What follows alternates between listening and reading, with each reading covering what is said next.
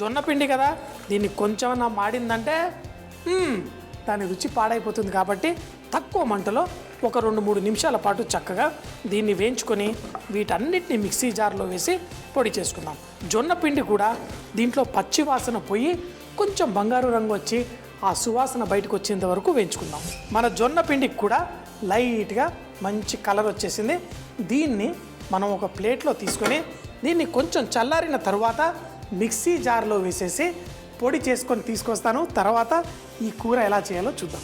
చక్కగా దాన్ని మిక్సీలో పొడి చేసుకున్న తర్వాత దీని అసలు రంగు మీకు బయటకు వస్తుంది.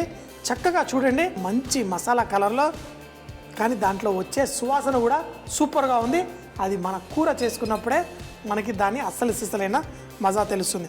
దీన్ని చేసుకోవడానికి మనం ఫార్చ్యూన్ రిఫైన్డ్ సన్ఫ్లవర్ ఆయిల్ వేసుకుందాం. ఇది వేసుకోవడం వల్ల ఈ వంటలు చేసుకున్నవి టేస్టీగా కూడా ఉంటాయి. మనం కేవలం ఉల్లిపాయలే ఈ నూనెలో వేసేసుకుందాం. ఉల్లిపాయలతో పాటు మనం కొంచెం ఉప్పు కూడా వేసుకుంటే మనకి ఉల్లిపాయలు తొందరగా ఫ్రై అవుతాయి. అయితే దీన్ని ఉల్లిపాయ పులుసు అనేసరికి మీరు పచ్చిగా లైట్గా అనుకున్నారా? కాదు, దీన్ని మాత్రం మంచి బంగారు రంగు వచ్చేంత వరకు కుక్ చేసుకుందాం. దీంట్లో కొంచెం అంత పసుపు కూడా వేసుకుందాం. మరి మన స్వస్తిక్ పసుపు నాణ్యత కలిగిన అద్భుతమైన పసుపు, మంచి సువాసన ఇస్తుంది. డిష్ల్లో ఆ వచ్చే మంచి రంగు కూడా పర్ఫెక్ట్గా ఉంటుంది. ఉల్లిపాయలు కొంచెం బంగారు రంగు వచ్చిన తర్వాత దీంట్లో కరివేపాకు కూడా వేసేసుకుందాం. వేసి మనం చేసుకున్న ఈ మసాలాని వేసి నీళ్లు పోసుకోవాలి. చూడండి ఎంతో సింపుల్, అన్నీ ఇందులో ఉన్నాయి. దీంట్లో మసాలా వేసేసి మనకు కావలసినన్ని నీళ్లు పోసుకొని కుక్ చేసుకోవాలి.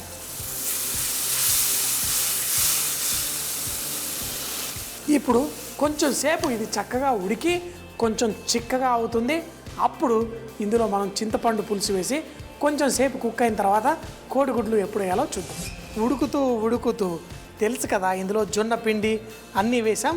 ఇలా గ్రేవీ చేసుకొని ఇందులో చికెను ఇలా రకరకాలుగా వేసుకొని చేసుకోవచ్చు.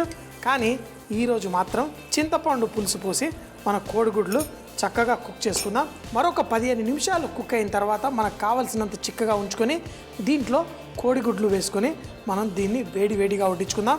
దీన్ని మంచిగా మసిలితేనే దీంట్లో సువాసన, ఆ గ్రేవీ అంతా బయటకు వస్తుంది.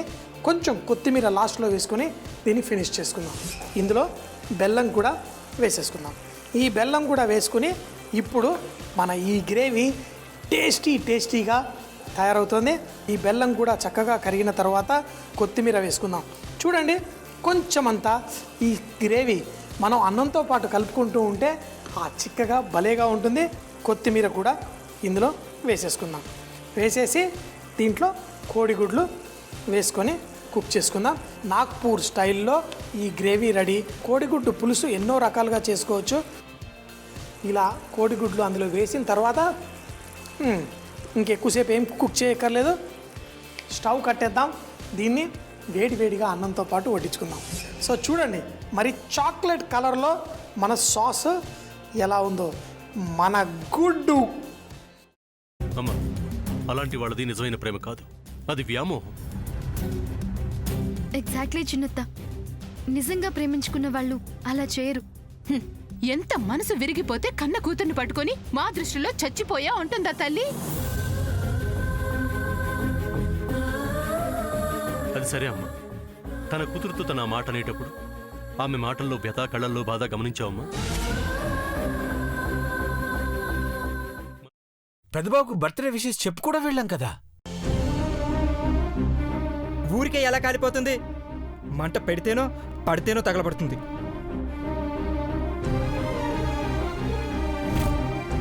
కరెక్ట్ చిన్నబాబు, నీకొచ్చినట్టే నాకు డౌట్ వచ్చింది. పార్వతే షర్టును తగలబెట్టిందనుకుంటా.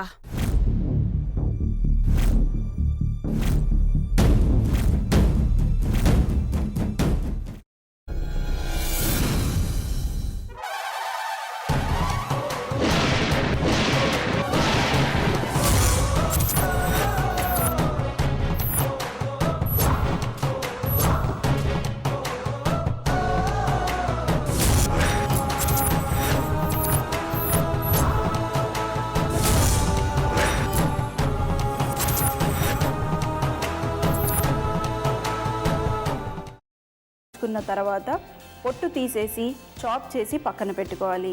ఒక ప్యాన్లో కొద్దిగా నూనె వేడి చేసి అందులో ఆవాలు, మినప్పప్పు, శనగపప్పు, కరివేపాకు, సన్నగా తరిగి పెట్టుకున్న ఉల్లిపాయలు వేసుకుని 1 నిమిషం పాటు వేయించుకోవాలి. ఆ తర్వాత కాల్చి కట్ చేసి పెట్టుకున్న వంకాయని కూడా అందులో వేసుకుని బాగా మిక్స్ చేసి బౌల్లోకి ట్రాన్స్ఫర్ చేసుకుని అందులో తగినంత చిక్కటి పెరుగు లేదా పల్చటి పెరుగు వేసుకుని మిక్స్ చేసి అన్నంతో కానివ్వండి, చపాతీతో కానివ్వండి సర్వ్ చేసినా చాలా బాగుంటుంది.